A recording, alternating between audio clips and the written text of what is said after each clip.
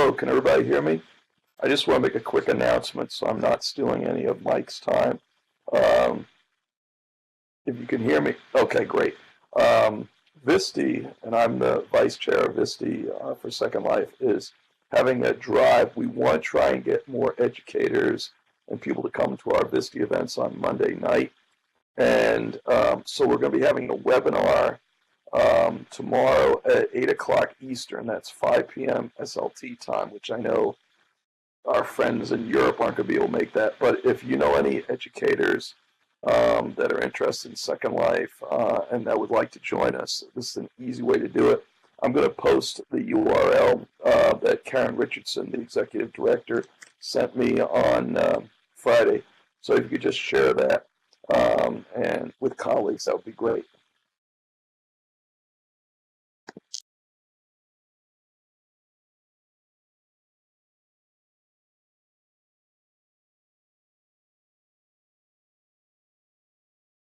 Okay, I think I've turned the microphone back on. I see little waves above my avatar's head, so I think that's working. Let me know if you can't hear me, although I just realized how silly that sounds. Today I'm going to talk a little bit about nuclear medicine. It's a field where chemistry has played a big role. I'm by no means an expert. Can anyone hear me? Excellent. Okay. So starting off, it's not magic, and I've included an abstract. If you want a copy of the PDF for this talk, you can get it off the Science Circles website after the talk, or just click on the little warning sign below the screen, and you can get a copy off the website I've set up. Want to acknowledge I've gotten some content off of the Open Education Commons site. It's a wonderful site with open access content for educators for a variety, like a lot of different specialities, and from grade school to high school through graduate level work.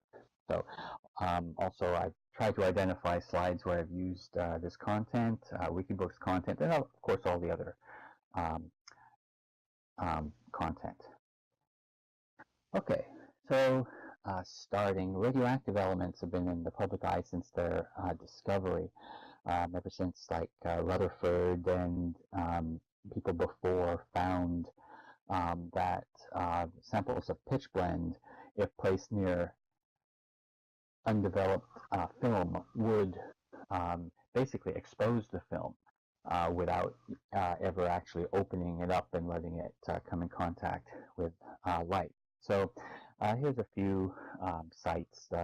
Mary Curie's bio from the Nobel Prize site.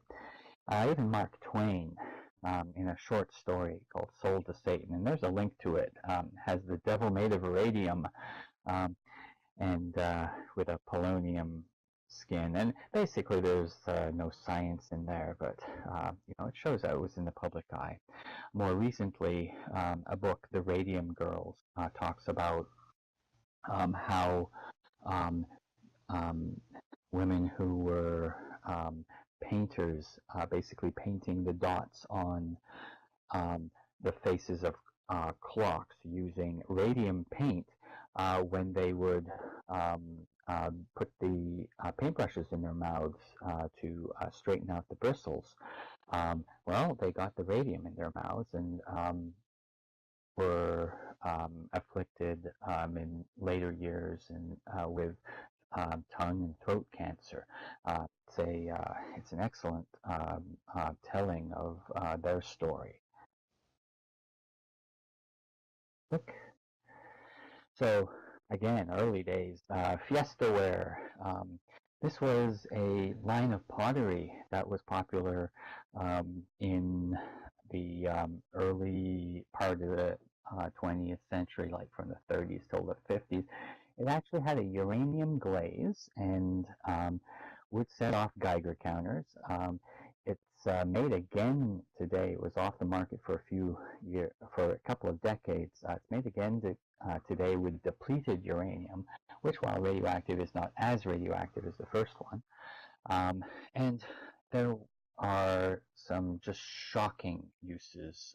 There's a lot of quackery that comes around with in the early 20th century and even up into today about what the health benefits of radioactivity and radium are. So there's a link. There's a link there. Maybe I'll copy that in comments. Yeah, I was shocked to look at some of that stuff. So legitimate uses of radioactivity in medicine are there's primarily two types. There's imaging, so I'll talk about positron emission tomography or PET scans a little bit today. Same technology is used for gamma ray emission because positrons don't travel far before they find an electron and turn into gamma rays. And then a non-radioactive technique, MRI, basically looks at radio waves. Imaging is the big use in medicine, followed by therapy. Basically, compounds that contain radioactive atoms that have structures that are supposed to target specific organs. And there's many anti-cancer drugs. So what I thought I would do is start off with just a little background on just what is nuclear chemistry. Okay, and so I'm going to start with atoms. Atoms, of course, are made of protons and neutrons. Maybe I'll explain what those are. They live in a dense core and they're surrounded by electrons at relatively far distances. Protons have charge. They have a plus charge. They're fairly massive when you compare them to electrons. And, the number of protons define what element you're talking about. Neutrons have no charge. They do help keep the nucleus together. They're a stabilizing influence, at least for smaller, less heavy isotopes or nuclides. And basically, they're also found in the nucleus. Okay, there's the nucleus. Beautiful picture from OER Commons site. Kind of shows you, yes, we know more about what's inside neutrons and protons, quarks, but quarks really don't play much of a role in chemistry. We can explain everything about chemistry pretty much with just relying on protons and neutrons. So the nucleus is very small. It's about 10 to the minus 15, 10 to the minus 14 meters. And the electrons roam around the nucleus, maybe in a range that's 10 to the minus 10, 10 to the minus 11 meters. So like 10,000 times the area that the nucleus occupies. And there's some other forces at work as well. Within the nucleus, there's the strong nuclear force, the weak nuclear force. Strong nuclear force basically keeps the protons and neutrons together despite the electromagnetic force pushing very strongly the protons apart. The weak nuclear force, as I understand it, it's weakly repulsive. So it contributes to the instability of some of the larger atoms that are out there.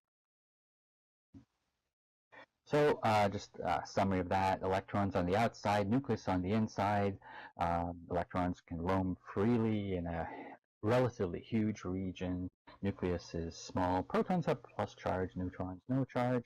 Both are called nucleons sometimes. So if I use that word, then I'm just referring to proton, neutron. And electrons are very small. They're about 1/1800th the size of a nucleon. So number of protons determines what element you are. So here's the long form periodic table. Usually you see this region, I think my pointer is showing up, this region is split off and shown below the periodic table, which is usually sewn up between the S block, which are these elements in the first two columns, and the D block, which is everything between scandium, zinc, lawrencium, and element 112. I think that's californium. This long form of the periodic table shows the place where the lanthanides, which are the top row of this unusual portion, and the actinides, which are the bottom row and more radioactive. And basically, this shows all the elements that we know about. I've taken the liberty of updating elements 113 through 118 with their symbol, nihonium, all the way through oganesson. I think that's how you pronounce them. So this isn't this isn't a table that tells you everything you need to know if you're worrying about how stable a nucleus is. What you do need to know, though, is that some atoms fall apart, and when they fall apart, they give off energy in the form of radiation. I talked a little bit about electromagnetic, strong nuclear, weak nuclear. Gravity is not a function here. The masses are too small.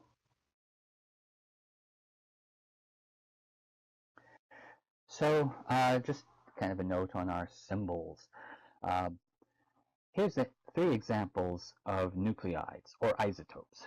There's regular old hydrogen, which is the 99% of hydrogen in the universe or more is this regular hydrogen. It's just a proton surrounded by an electron. Upper left, the number tells you how many protons and neutrons together make up the nucleus. The lower left shows you how many protons are present. The number of protons present and the number and the element are pretty much interchangeable if you have a periodic table. So that lower left number is often left out because it's redundant if you know what element you're talking about. So there's three isotopes of hydrogen. There's a regular one. There's heavy hydrogen, deuterium. It's got a proton and a neutron sitting there in the nucleus. Deuterium is stable. It has no tendency to fall apart, but there's a third isotope of hydrogen. It's got a proton plus 2 neutrons in the nucleus. It's called tritium, and it is radioactive. So every element can have isotopes or nuclides.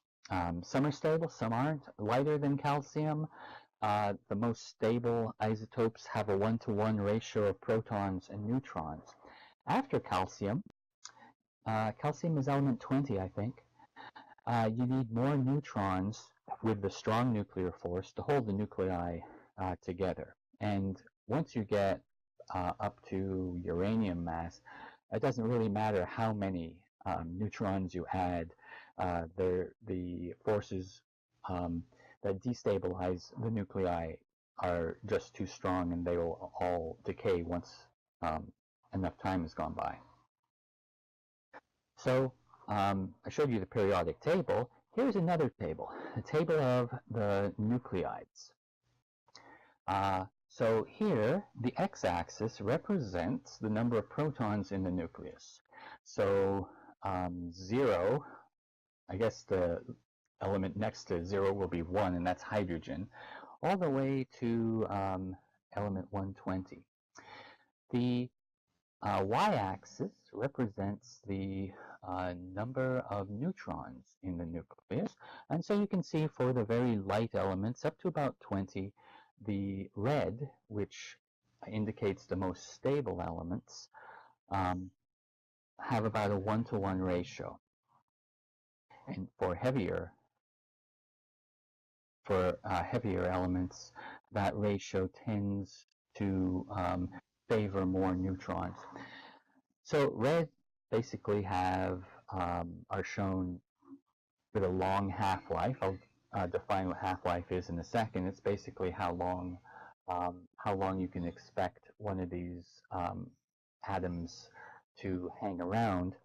And there's all sorts of distributions of half-lives. There's ones that are indefinitely stable. There's ones that are stable for hundreds of millions of years, some that are stable for millions of years, some that are stable for days, hours, minutes, seconds, microseconds.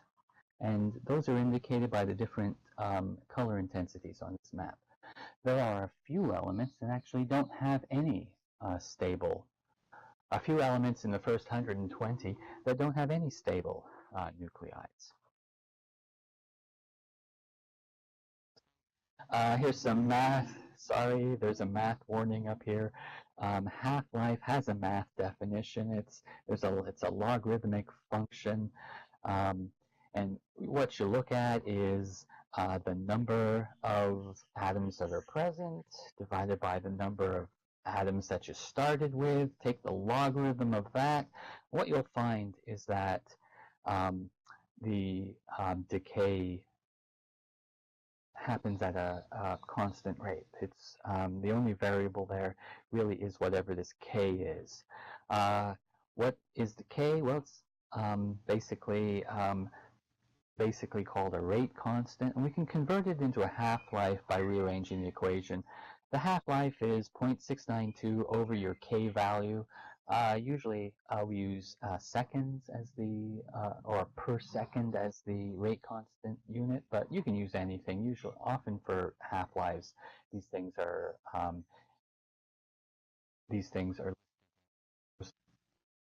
convenient unit, be that days, minutes, seconds, years.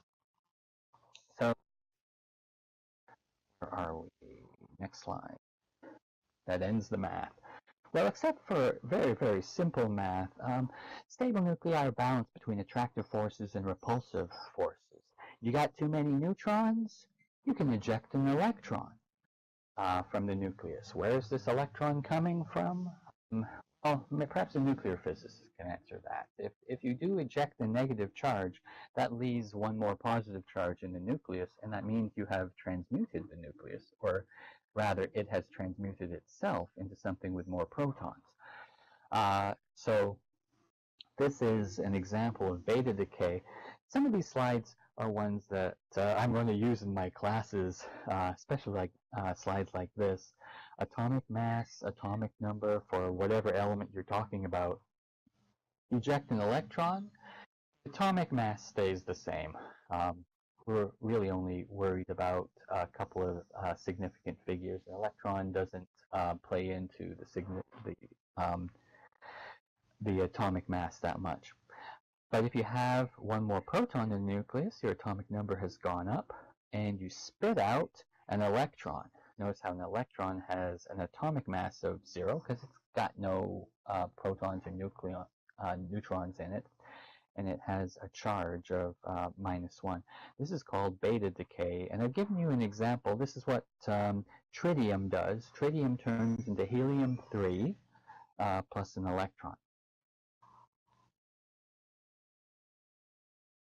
If you've got a few too many protons, well, you don't want to be doing beta decay because that would give you more protons.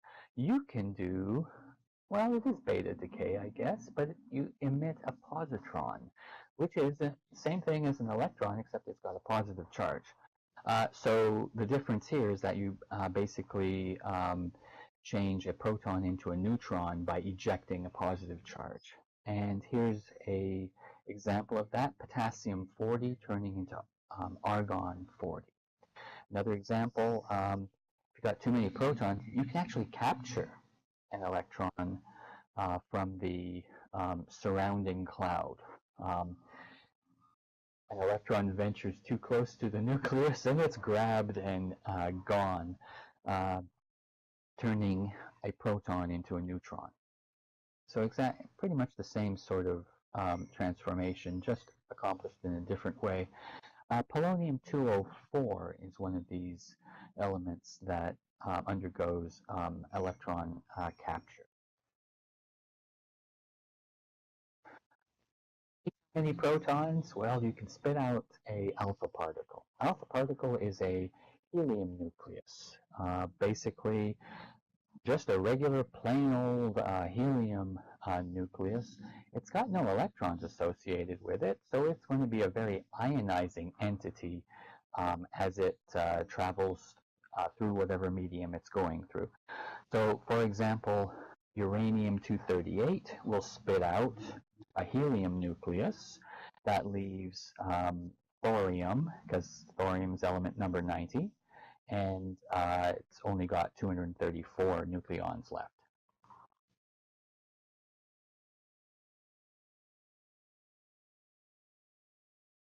Let's see, where are we now? Fission.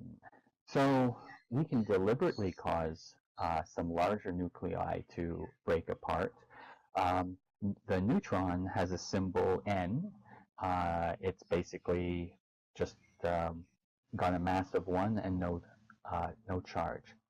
So you spit a neutron at uranium-235, and most of the time it'll turn into a krypton nucleus, a barium nucleus, and spit out 3 more neutrons. Okay, so in fact this decay is basically responsible for the chain reaction that can happen in uranium-235 because each uranium nucleus makes 3 more neutrons that can split 3 more uranium-235s. If you got enough of this stuff together, then the energy released from this reaction can cause bad things to happen. Neutrons. Well, neutrons can be captured. There's some elements like boron. Boron's got 2 isotopes. The main isotope is boron-10. There is a smaller amount, maybe I think 20%, of boron-11. Carbon is the same, carbon-12 and carbon-13. Water is the same because it's got hydrogen and the possibility of deuterium. So basically there are a bunch of isotopes that can capture neutrons and therefore modulate the reaction, this reaction when it happens in reactors. Lots of energy is released here. This particular reaction wouldn't be used medically except to generate starting materials because having neutron sources is often what you need to deliberately make some useful isotopes that are used in medicine.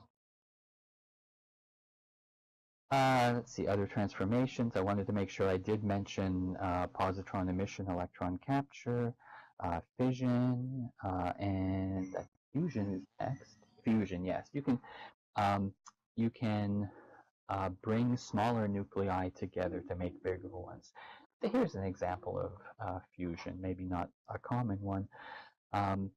Alpha particles, or helium nuclei, can hit nitrogen nuclei, the regular ones, to make a fairly rare isotope of oxygen, O17, and it'll spit out a proton. Fusion of hydrogen together into helium is what makes the sun shine. There's a song by They Might Be Giants about that. Wonderful song. I won't sing it for you because there is mercy in the universe. This needs a lot of energy to happen, but it releases even more energy. Overcoming the electromagnetic repulsions between nuclei is essentially the barrier to making fusion happen in the lab. In the heart of the sun, it takes millions of degrees of temperature to make fusion happen. So, achieving those temperatures with confinement of atoms to a small, dense region to make fusion happen is a challenge in that type of research. Neutron capture, I think I mentioned neutron capture with boron-10, boron-11, carbon-12, carbon-13. Both of these isotopes are stable. Other isotopes aren't so stable. So for example, iron-58 can capture a neutron and then undergo positron emission, become cobalt 59. Cobalt 59 can capture another neutron to become cobalt 60. Cobalt 60 is slightly longer lived, which actually makes it more dangerous. Here's a summary. Alpha particles are the helium nuclei. Beta particles are electrons. These reactions are often accompanied with the production of gamma rays, and these are just high energy photons. They're very penetrating. They're higher energy than X-rays. They're ionizing. Essentially, if they hit atoms within biological material, they can cause electrons to ricochet off. These are very dangerous, and you pretty much need thick lead or thick heavy metals to block most of these. In contrast, the alpha particles and the beta particles, they're not very penetrating. So, for example, the alpha particles can't get through paper or skin, usually. Beta particles can be blocked by heavy clothing or wood. But these alpha and beta particles can be very dangerous if they are formed inside you. So, for example, there are isotopes like strontium-90. Strontium sits underneath calcium in the periodic table and has very similar chemistry to calcium. Strontium atom can replace a calcium during bone formation. If you have strontium-90 in one's bones, then you have the potential for having beta particle formation or beta decay happening like internally. And so that ionization happens internally, which can result in damage to DNA. This is very serious. Having radioactive substances ingested is a big problem. So the actual medicine part, that was kind of the nuclear overview of what nuclear reactions can happen. The actual medicine part, a big part of it is imaging and treatment of cancer. So I did want to devote a slide to talking about DNA damage. Of course, DNA lives in the center of your cells, and it contains the instructions on how to make new cells. If those instructions are damaged, then you can get runaway growth. And runaway growth, of course, is what we call cancer. So I have I've made some models of DNA and got some panels around here with some crystal structures where we have proteins that chaperone DNA during its reproductive cycle. Let me bring these forward. See if I can bring them forward.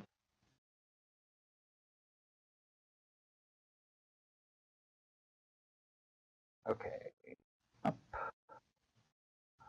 over. Hopefully I'm not hitting anyone with them. Sorry if I am. Rotate those a little bit more and then back.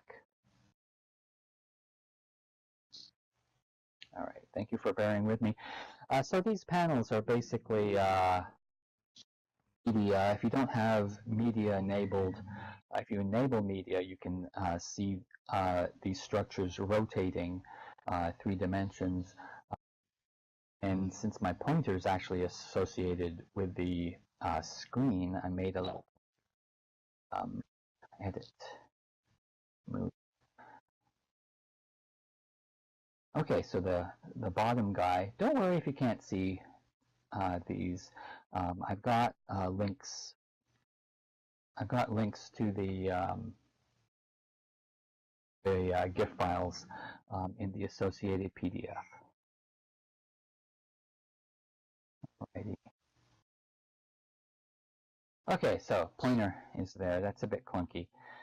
So essentially what this bottom guy is showing is a DNA molecule, and it's an engineered DNA. It's only got C's and G's, and it's chaperoned by a DNA polymerase molecule. The yellow and pink and white is a protein that basically takes DNA and replicates it. It's very hard to get an actual structure of radiation-damaged DNA because the radiation causes random damage. If you want to get this kind of data that I'm showing you, the crystal structure data, you need a crystal.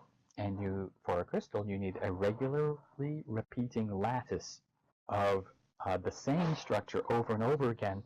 You just can't get that with radiation. So while this DNA is damaged, it's actually damaged with cisplatin, which is a chemotherapy drug. And what I've shown a little higher on the left as you look at the screen, I can tell you about chemistry, but left and right just baffle me. On the left, as you look at the screen, the purple is the DNA. The protein is shown on the right. And you might be able to see in the DNA shown more clearly as a close-up in the top panel, the platinum dichloride unit. What the platinum dichloride unit does on this fragment of DNA is actually bridges two rungs of the DNA ladder from the same side, and it causes it not to replicate properly. The paper I got this from was actually very surprising. You can see the gray atoms. The purple is part of the DNA, or at least normal parts of the DNA. The gray atoms are atoms of a modified nucleotide that has been inserted by the protein across from the damaged rungs. And the purpose here is so as to allow the DNA polymerase to continue to replicate the DNA and recover from this error. So it actually showed that the systems for replicating DNA actually have some resiliency to them. So just those two rungs are pretty much damaged, but the rest could recover. Over here on the right-hand side of the screen, I won't bring it, well, no, I'll bring it forward.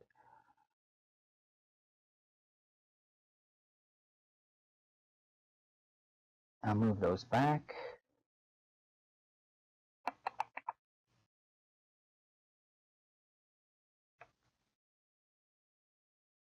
And grab this one.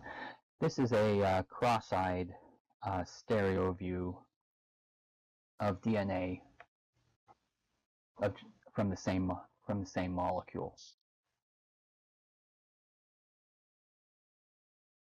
A lot of people can't see these, but people can.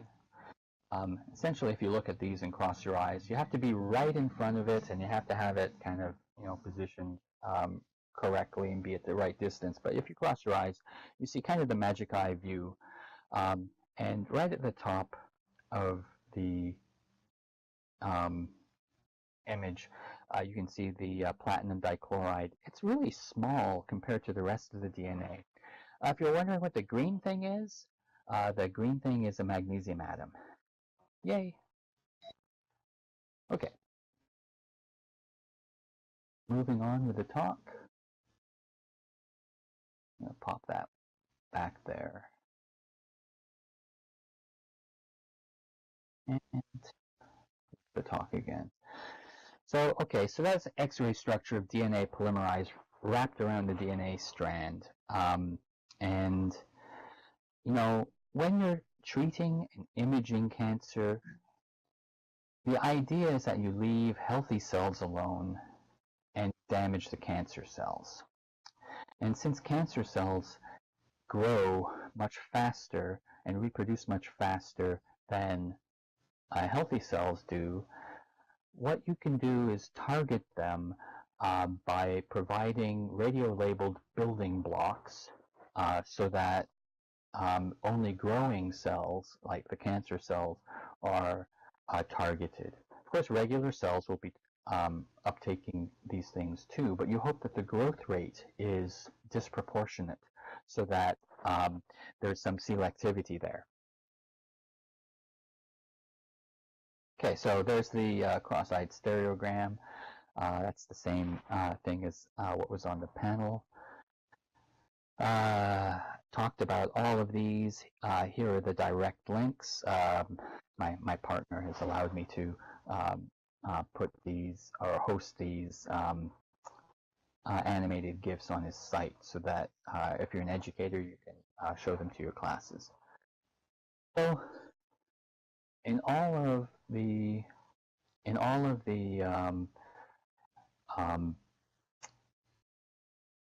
techniques that use nuclear chemistry, we have to be worried about safety. Having the radioisotopes in a bad place will lead to DNA damage. You really have to be careful. Strontium-90, as I mentioned earlier, can be incorporated into bones. Its chemistry is almost identical to calcium. So milk from cows that eat contaminated grass, if that's fed to humans, then especially young folk whose bones are still growing, that can affect them for a lifetime. The half-life is 28.8 years, so it's not something that just decays fast and you're done with it. It lasts on the scale of a human life, right? So if you're exposed or if you incorporate it into your bones on, say, day 1, you've still got half of what you've incorporated 28.8 years later. And another 28.8 years later, you've got a quarter of the amount, right? That's how half-lives work. Half of what you start with is gone after that given period of time. The beta decay inside the body damages the DNA, leads to cancer and related illnesses. The other part of safety, you have to worry about kidney function during treatment, because if you pee out these radioisotopes, they all go through the kidneys and urethra, and basically the filtering system for the body. So, very useful isotope, very useful element in isotope that has been a mainstay for nuclear chemistry for decades now is technetium. Technetium is unique among the lighter elements of the periodic table in that it has no stable isotopes. So technetium-99 has a half-life of something like just over 200,000 years. That's enough for us to be able to make it and study it. But there's another wrinkle here. When you make it, it's made by exposing molybdenum-98, that's a stable isotope of molybdenum, to neutrons. If you have a high neutron flux, you can make a whole bunch of molybdenum-99. You can isolate that and shove it into a generator. I'll show you an example of a generator in a second. The molybdenum-99 has a lifetime. It's got a half-life of, I forget, but I think it's on the order of months. And it decays to make this isotope, technetium-99M. It's M. M stands for metastable. So what does metastable mean? Well, if you think of the arrangement of protons and neutrons in the nucleus, When molybdenum-99 decays, the nucleus that's formed, the technetium nucleus that's formed, has the protons and neutrons in an excited state. You can kind of think of maybe it's in a barrel shape instead of a sphere. For the rearrangement of the nucleus to happen, it basically, in the next slide, spits out energy in the form of a gamma ray. So the technetium-99m, high energy excited state of technetium, becomes a regular old technetium nucleus that will hang around for 200,000 years or so, plus a gamma ray. And that gamma ray is used for imaging. The technetium-99m isotope has a half-life of a few hours. It's fairly short-lived, long enough so that you can make it, maybe derivatize it into a compound, and inject it into an organism. And then it's short-lived enough so that it doesn't stay around forever. Here's an example of a generator. Essentially down here, this part is the key portion of the generator. It's a column of alumina, and alumina is basically Al2O3. It's powdered. At the top of this, we've got isolated molybdenum in the form of molybdate.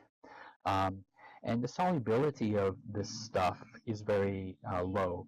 It essentially sticks onto the surface of the alumina, and if you just use salt solution, the molybdate stays on the generator. Over time, a steady state concentration of technetium-99m will form, and you can maybe once every couple of days use this generator. You flush it with a salt solution. The pertechnate, as it's called, is flushed off and basically comes out of the other end of the generator. So it's a very simple technology. It's basically just a cartridge. Just like an ion exchange cartridge if you have a water purification system. This simple separation called chromatography is responsible for the huge success of technetium-99m. You do have to work fast to make the drugs out of the technetium or the pertechnate, but you can also use the pertechnate itself. You also get whatever else is in solution. So fortunately, the doses of pertechnate that are necessary for imaging are very low, and so are the other byproducts, which the body seems to be able to deal with. This type of chromatographic separation is a very common theme among generators.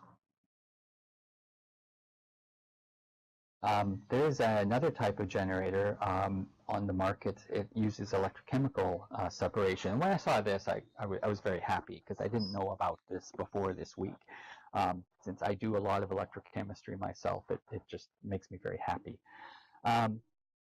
Essentially, what you can do, just like plating chrome onto a bumper, or plating gold or silver onto tableware, you basically plate the radionuclide that you're trying to generate. We'll call it a daughter, and you set the voltage so that you just get the daughter and you leave the parent behind. Then you can switch the electrode and put it into another solution to release the daughter, plate it onto the other electrode that happens to be in solution, take it out again, and basically then do your chemistry. This is lovely because you can use lower quality parent sources. Here's a picture of a commercial generator. This is actually marketed from Germany these days. And essentially all the action happens down in here. This takes strontium-90 samples, which is convenient because strontium-90 is a fission product and is available from, in nuclear waste, for example. It makes yttrium-90, which has all the right properties to be a good imaging agent. Okay. So this electrochemical separation actually makes it so that you can use lower quality sources, and that would bring the ability to do imaging further away from the nuclear reactors. Technetium-99m tends to need really high activity molybdenum to be successful because the amounts are so limited.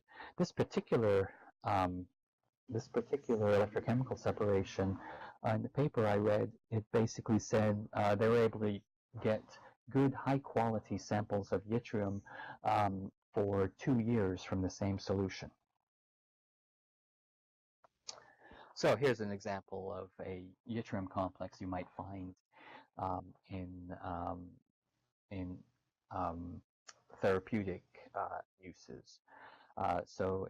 This is a cross-eyed stereogram. I just include it because I think molecular structures are fun. The yttrium actually has 8 other things attached to it in this particular structure. There are a lot of therapeutic agents. Here's a partial list. Thallium, xenon. A big one is iodine 131, because that can actually cure hyperthyroidism. The other ones are often used for cancers of various types of tumors, tissues, I mean, and imaging of particular organs. And there's a few more.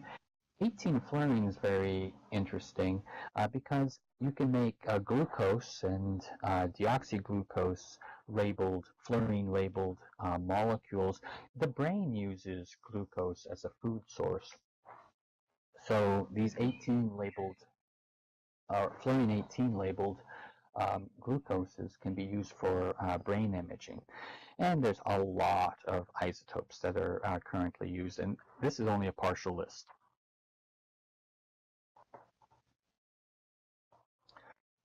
So basically, imaging, there's a couple of main types of imaging used. Positron emission tomography, it's a gamma technique. There are others. There's X-ray imaging as well. I'm just going to focus on these two. And there's MRI, which is a radio wave technique. Doesn't really have anything to do with radioactivity. So for a PET scan, say you're dosed with technetium-99m. Technetium-99m in the form of pertechnate, which is the raw form from the generator, builds up in heart tissues, builds up in thyroid tissues, and it really only takes a few minutes. The idea is that as a nucleus down here decays, it will spit out a gamma ray, either directly, as in the case of technetium-99m, or if it does positron emission, the positron will travel a very short distance, encounter an electron, and then spit out a gamma ray. The two gamma rays are emitted, and their trajectories are 180 degrees apart. The trajectories are detected. There's a couple of different scanners. There's a 3D scanner, there's a 2D scanner. I'm showing a 2D scanner, which ends up giving you kind of a slice of what's going on in the sample, be it a human being or an animal. The various options pretty much have to be simultaneous or near simultaneous. And all of the detections that the detector picks up are processed.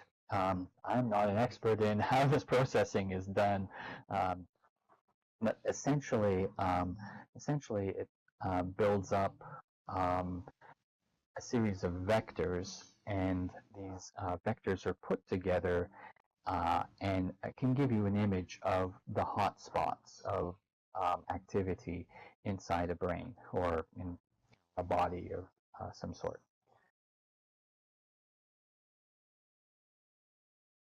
Well, obviously, I like my cats, and I figured I would show you the outside of the cat. This is Tori, and the inside of the cat. So there's Tori's heart, and there's Tori's thyroid. Tori was diagnosed as being hyperthyroid last year, and in December of 2016, we took him to the University of Missouri Small Animal Hospital in Columbia, Missouri. University of Missouri has a reactor, and basically they can make technetium-99m.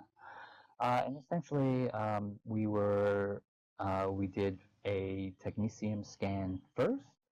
That allowed the technicians to figure out what dose of iodine 131 could be given.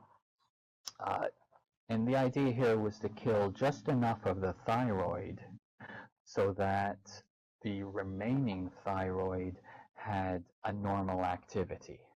So in this particular case, it actually represented a cure for hyperthyroidism, but it did need to be very carefully done. Now, this isn't a strategy that can be used all the time, and a lot of the time, iodine 131 will destroy all thyroid tissue, and basically, people would be needing to be on replacement hormone and iodine therapy for the rest of their lives. So happy to say Tori's doing very well right now. He does have other issues, digestive issues, but he's does not have the hyperthyroidism. So here's some other examples. These are rats. This is from a paper. I don't own rats, but gallium 68. This particular drug. Oh, I thought I had the structure of it. It binds to a protein that's associated with inflammation. So injection of this drug into, for example, these mice which were bred to have tumors shows where the inflammation is. Right? So it's very, the nuclear medicine, the imaging is very versatile and allows us to see different types of tissues and different types of inside an organism. Here's another example for technetium-99m. You can do some pretty elaborate derivatization. If you were to build a molecule that looks like this one, you would basically build all of the chemistry like into different parts of the generator, so that all you have to do is inject a saline solution and you get a solution of the derivatized compound out at the end. These generator cartridges can be adapted on the fly, essentially, and you do have to work quickly so you don't lose the activity. This is a set of examples of heart imaging. This first image is taken 10 minutes after the injection of the compound, and you can see that the heart is already lighting up, also the bladder. And after 30 minutes, 60 minutes, 240 minutes, you can actually see, I think that's uptake into the liver. I have to confess, the insides of people are a mystery to me. And here you can actually see what's going on in the heart itself. Technetium-99m is one of the best imaging nuclei known right now for heart cardiac diagnoses. I want to talk a little bit about MRI imaging. Here we're not looking at radioactivity at all. It's just radio waves. And essentially, as I spoke about last month, you can think of the nuclei, if they've got spin, as many nuclei do have the property of spin, and they have positive charges. If you think of the nuclei spinning positive charges, they will generate a magnetic field. So you can think of these nuclei as being tiny little bar magnets. So yeah, I drew these, so there's no need for acknowledgments. Oh, going back, hydrogen.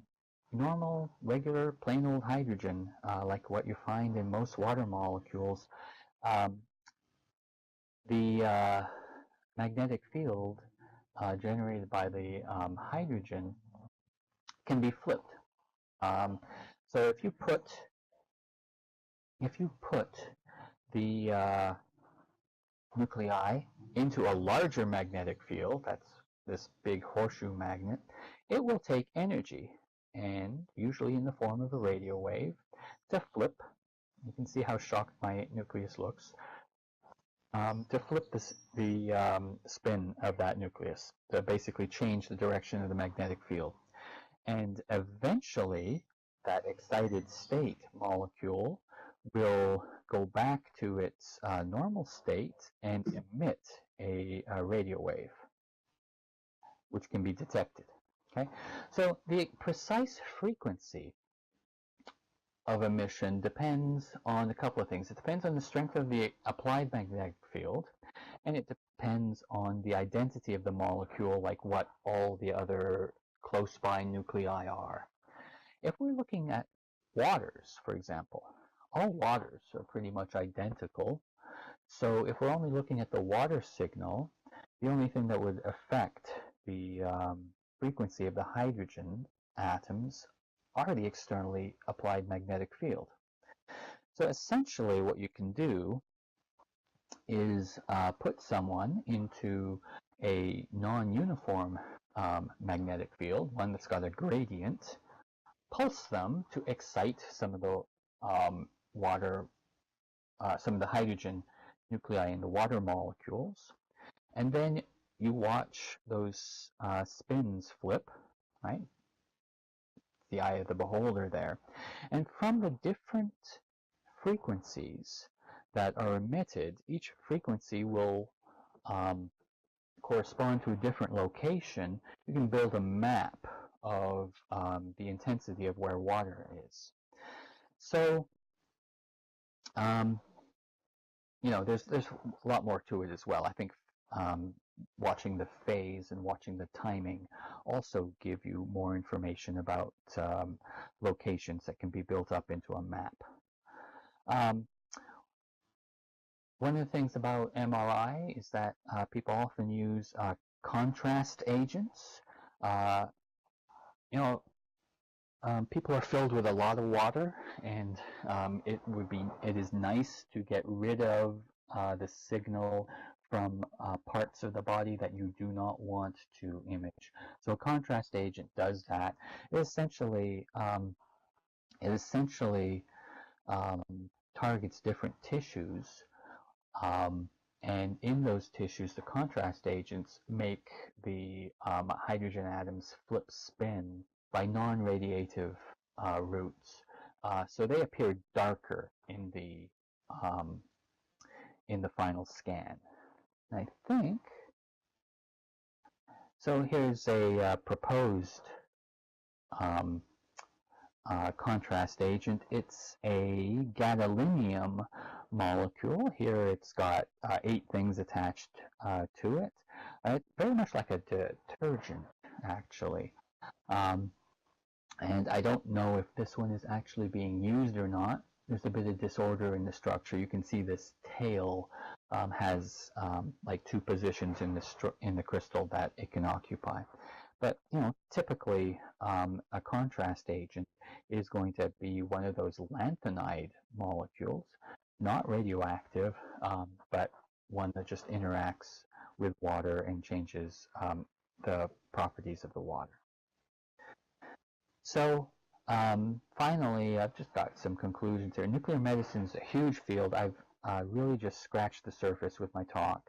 There's so much more in terms of safety, in terms of how the compounds are administered. How they're made is fascinating, and the different strategies that are used to treat different sorts of cancer and other illnesses are just mind-boggling. But one of the themes here has been that the generators of the radioisotopes have brought the ability to do nuclear medicine to more people than you could if people had to actually travel to a hospital that had a reactor on site to do any nuclear type medicine. And again, safety and waste management is a big issue. I mean, even with my cat, and he's just wandered in and taken a look at me here. We had to keep the cat litter for a month, before we could dispose of it, just to make sure that we were not putting radioactive waste into our garbage. So at this point, I want to thank all of you, the members and students of the Science Circle, of course, my students and colleagues at Southern Illinois University Edwardsville's Department of Chemistry. I'm on sabbatical this semester, so I had a little bit more time to prepare some of the visuals for this talk. In the background, I haven't talked about them. There's a DNA molecule. That DNA is the same one I showed you. There's an insulin molecule off to the side. It's a radio-labeled. It's not radio-labeled. It's just isotopically labeled. It's got a C13 and an O17 in it. Thank the NSF for continuing to support our work on the heme nitrosyl compounds, my partner and his business site for hosting our gifts, and my cats for the patients. So, and I think that's where we are.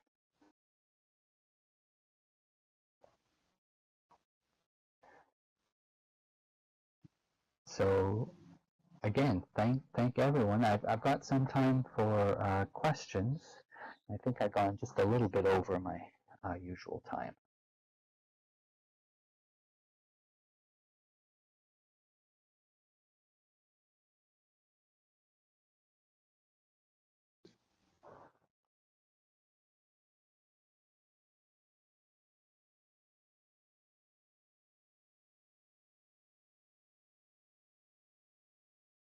I'm just scrolling through some of the comments.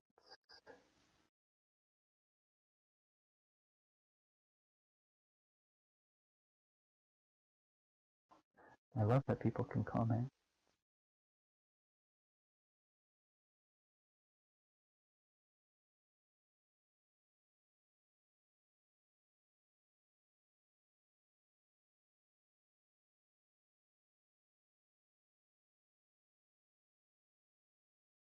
I'm sorry about the daylight savings time.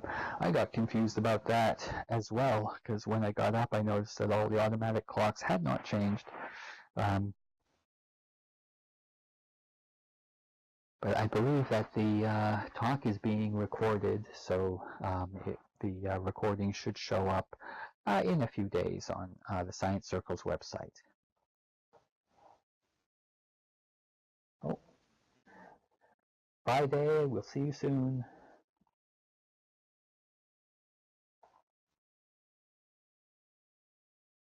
Another talk on Friday. Yay.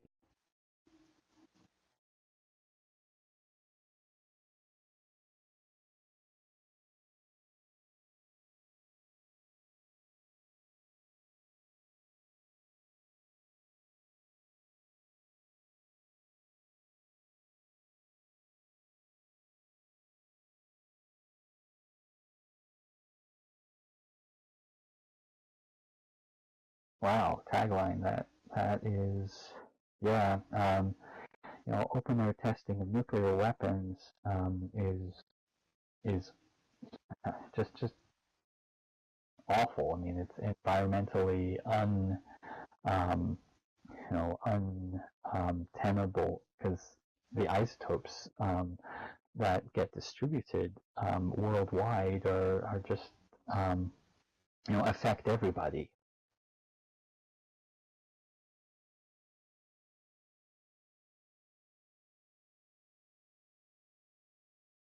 Yeah, like the strontium-90, exactly. Oh, well, it doesn't look as if there are questions, so I'm going to sign off and wander around a bit for the rest of the day, finding coffee and doing interesting things. As always, it's delightful to talk to the Science Circle, and I'm going to leave the exhibits up for a little while. Oh, let's see. What's the toxicity of nuclear materials? It depends on exactly what material it is. There are some nuclear materials that chemically are not particularly toxic. So let's say F18 or strontium 90. Chemically, they don't do terribly bad things to you. But radiologically, when they decompose by beta decay, they can ionize tissues and cause problems. There are other things, plutonium, for example. I mean, we know the radiation of plutonium is horrible, but plutonium is a heavy metal, and even if it were a stable nucleus, it would be biochemically very horrible. It's very, very toxic.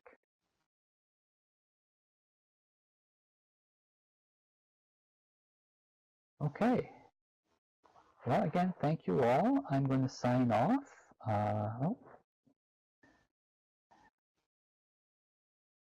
Do you think PET-CT combined exams would be popular in the clinical field? Ah,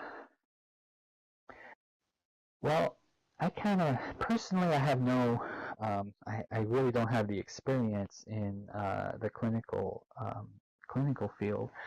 Personally, I would like to reduce the amount of total radiation that I would receive. So if it were up to me, I would like one or the other, unless it was absolutely necessary for diagnosis.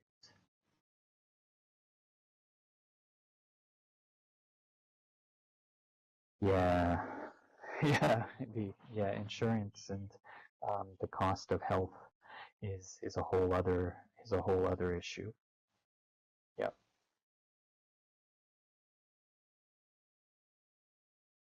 Okay. Well, I think I will sign off. Have a great day, everyone, and we will see you at the next talk. Yep. Okay. Bye bye.